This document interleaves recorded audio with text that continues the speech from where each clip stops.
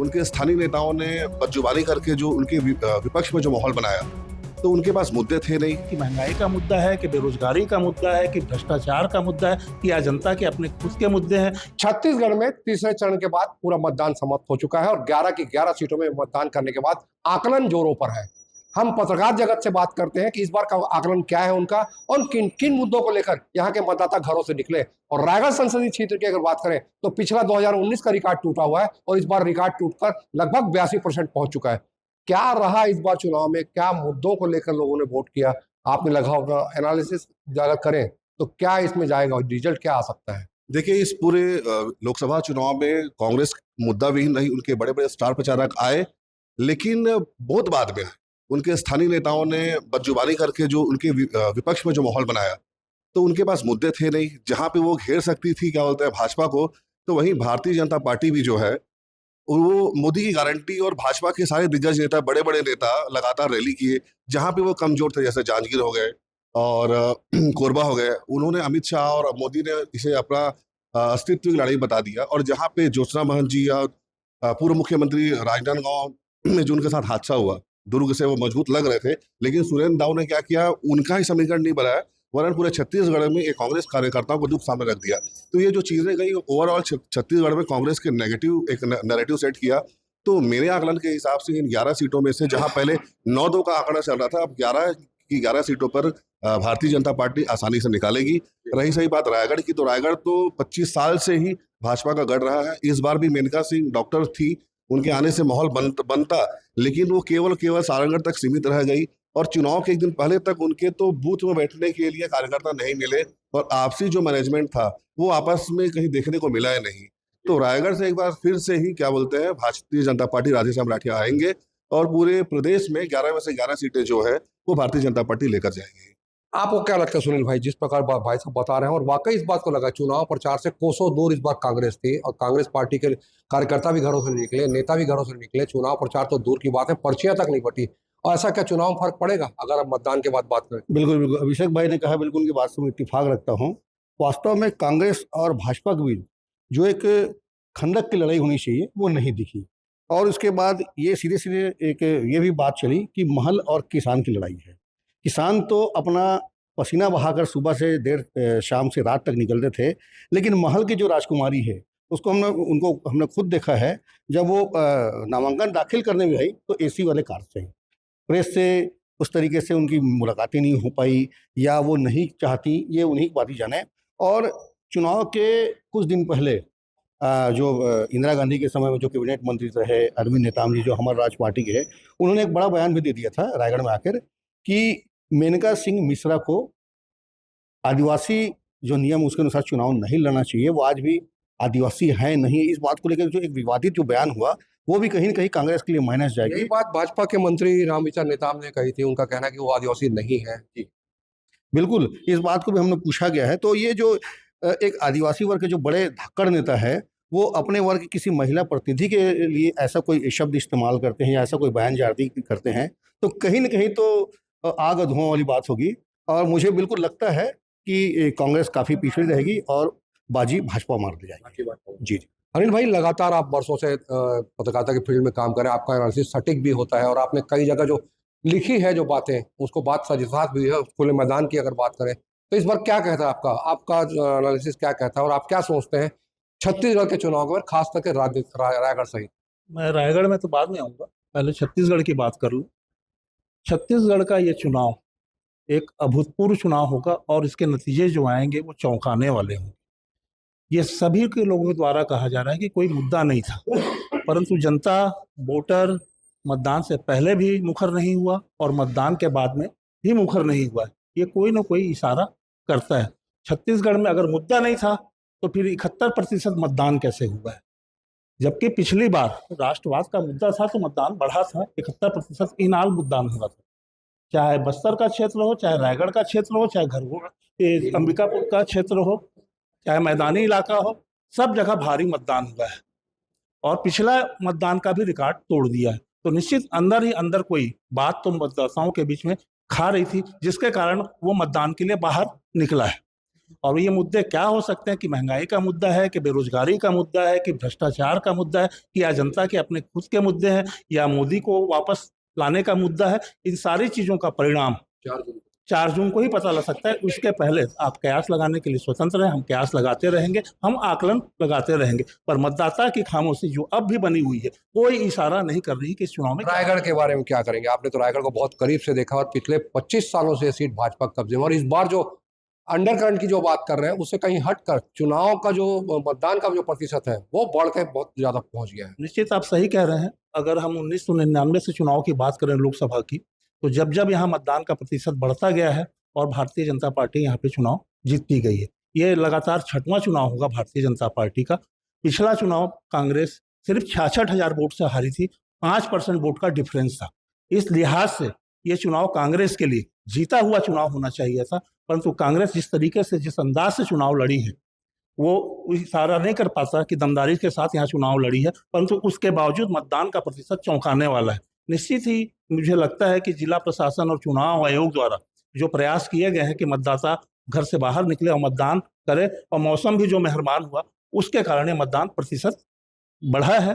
और नतीजा सबको मालूम है कि जो चुनाव लड़ेगा, जो कर्मी में पसीना बहाया होगा, वो चुनाव जीतेगा। जो गर्मी निकला होगा वो पसीना बहाया होगा, चुनाव जरूर जीतेगा। आपका क्या आकलन है? आपने भी लगातार इस फील्ड में बहुत कुछ देखा है, उतार चढ़ाव भी देखे हैं। 25 सालों की अगर बात करें तो यहाँ भाजपा कब्जे में है। इस बार महिला प्रत्याशी आई है, वो भी कांग्रेस की मेनका सिंह, जिनका पूरा परिवार राजनीतिक पृष्ठभूमि से जुड़ा हुआ है। आप क्या सोचते हैं इस बार चुनाव का क्या रंगपुर खिलेगा? सारंगढ़ राज परिवार कहीं ना कहीं 20 साल से राजनीति से पूरा अलग हो चुका था। उसके बाद कार्यकर्ताओं को न लाके उनको फिर राज परिवार को देना, ये कहीं ना कहीं कांग्रेसियों के बीच में भी आपस में मतभेद पैदा किया। राधेश्याम राठिया की जहाँ तक बात करेंगे, राधेश्याम राठिया पूरा फील्ड के वर्कर हैं, भारतीय जनता पार्टी के कार्यकर्ता हैं, 2 बार के जिला पंचायत सदस्य रहे हैं, जनपद सदस्य रहे हैं और जनपद के अध्यक्ष रहे हैं। कहीं ना कहीं एक फील्ड के वर्कर हैं। दूसरा सबसे बड़ी बात यही है कि वो राठिया समाज से है, और राठिया समाज 3 विधानसभा क्षेत्र को बिलोंग करता है, लैलूंगा, धर्मजगढ़ और खरसिया।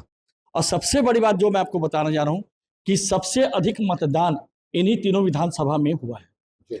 इसका सीधा सीधा मतलब यही है कि राठिया समाज ने खुलकर वोट किया है। दूसरा रहा मेनका सिंह का क्षेत्र है सारंगढ़, और सारंगढ़ सबसे कम मतदान रहा।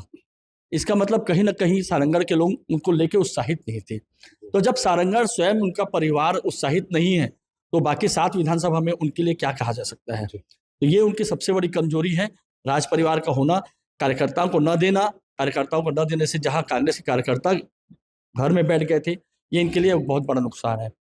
रहा बात, ठीक, आप बताएंगे तिवारी जी, आपने लगातार रिपोर्टिंग के फील्ड में देखा है, उतार चढ़ाव भी देखा है, राजनीतिक परिदृश्य क्या कहता है इस बार? क्योंकि न कांग्रेस चुनाव प्रचार में उतरी, भाजपा ने इसको लपक लिया और लगातार चुनाव प्रचार में एक वार्ड मेंबर टाइप से उन्होंने मेहनत की, घर घर जाकर उन्होंने प्रचार प्रसार किया। इस पूरे मायने में अगर कांग्रेस की बात करें तो कांग्रेस प्रत्याशी दिखना तो दूर, प्रचार प्रसार में भी काफी पीछे रहे, और जहां तक आरोप यह भी लग रहे हैं कि एन चुनाव के समय भी वो गायब रही। क्या कहेंगे आप एक पत्रकार होने के नाते? ऐसा कुछ नहीं है। मैं वैसे अग्रज अनिल भैया के जो उन्होंने कहा, अनिल भैया ने जो कहा, मैं उससे पूरी तरह से सहमत हूँ। और छत्तीसगढ़ लोकसभा चुनाव को आप अन्य स्टेट के मुकाबले में मत गिनिए, जो है यहाँ का समीकरण अलग है। 5 साल छत्तीसगढ़ में कांग्रेस की सरकार रही है और बहुत बढ़िया सरकार चली है, किसानों के फेवर में चली है। और अभी 25 सालों से बीजेपी का कब्जा था लोकसभा में। रायगढ़ की बात करें जो है, तो रायगढ़ में राजघराना का जो है शुभ माना जाता है प्रत्याशी बनना। और ये कहीं ना कहीं लोगों का जो कहना है, जनमानस का, कि कहीं ना कहीं जो है बीजेपी की प्रलोभन की राजनीति से जो है भटक गए थे। और लगातार 25 वर्ष रही है जो है कांग्रेस बीजेपी की लोकसभा में जो है बीजेपी जीतती रही है। और इस बार फिर से राजघराने को टिकट दिया गया है, तो कहीं ना कहीं रायगढ़ लोकसभा में राजघराना शुभ माना गया है। और कांग्रेस सच्चाई की राजनीति करती है। और एक पत्रकार होने के नाते आपसे सवाल था, आप राजनीतिक समीकरण इसका ना करें, पत्रकार होने के नाते आपको क्या लग रहा है? मेरे को जो लग रहा है कि कांग्रेस ने, अगर देखा जाए तो जो वातावरण निर्मित हुआ है चुनाव के समय में, अगर कांग्रेस तरीके से चुनाव को फाइट करती तो रायगढ़ का चुनाव कांग्रेस के पक्ष में जा सकता था। लेकिन अभी थोड़ा सा जो है आम जनता की खामोशी जिस तरह से और इतने ज्यादा मतों का जो है जिस तरह से मतदान हुआ है रायगढ़ लोकसभा में, उससे लगता है कि कहीं ना कहीं बदलाव की स्थिति हो सकती है। आप क्या कहते हैं, ये कि युवा पत्रकार होने के नाते आपने खरसिया से लेकर आसपास के क्षेत्रों में काफी कुछ रिपोर्टिंग की है, आपका आकलन क्या कहता है? और मुद्दों को लेकर अगर बात करें, कौन से मुद्दे थे जिसको चलते इस बार मतदाता बड़ी संख्या में निकले और पिछला रिकॉर्ड टूट गया? देखिए, जिला प्रशासन का तो पहले धन्यवाद देते हैं कि इस तरीका से मुहिम चलाया कि मतदान ना बहुत ज़्यादा प्रचार प्रसार बढ़े। अब रही बात की खरसिया विधानसभा से लेके पूरी रायगढ़ लोकसभा सीट की बात करें तो कांग्रेस जिस हिसाब से प्रचार प्रसार करनी थी उस हिसाब से वो क्षेत्र में नहीं दिखा। रही बात बीजेपी के, तो बीजेपी ने पूरा डे 1 से एक्टिव दिखी और आखिरी तक वो लड़ाई करी। जैसे हमारे पत्रकार साथी अभिषेक भाई ने बता रहा था कि कांग्रेस की जो बूथ पे आदमी देखने के लिए खोजा जा रहा था तो वो भी तक नहीं मिल रही थी। तो कहीं ना कहीं ये चीज़ें दिख रही है कि कांग्रेस में किस तरीका से काम हुई है और किस तरीका से आगे बढ़ रही है। तो कुल मिला के यहाँ से बीजेपी का अच्छा बढ़त दिख रही है, रायगढ़ से अच्छी बढ़त दिख रही है। मुद्दों की अगर बात करें सिंह साहब, आपने तो काफी समय से इस पत्रकारिता को बहुत करीब से देखा है, मुद्दे क्या रहे जिसके चलते लोग रुझान फिर से जा रहे हैं भला? और इस बार ये कहा जा रहा है, जो बाकी पत्रकारों ने कहा कि 6वीं बार इस सीट में भाजपा शिक्षण लगाने जा रही।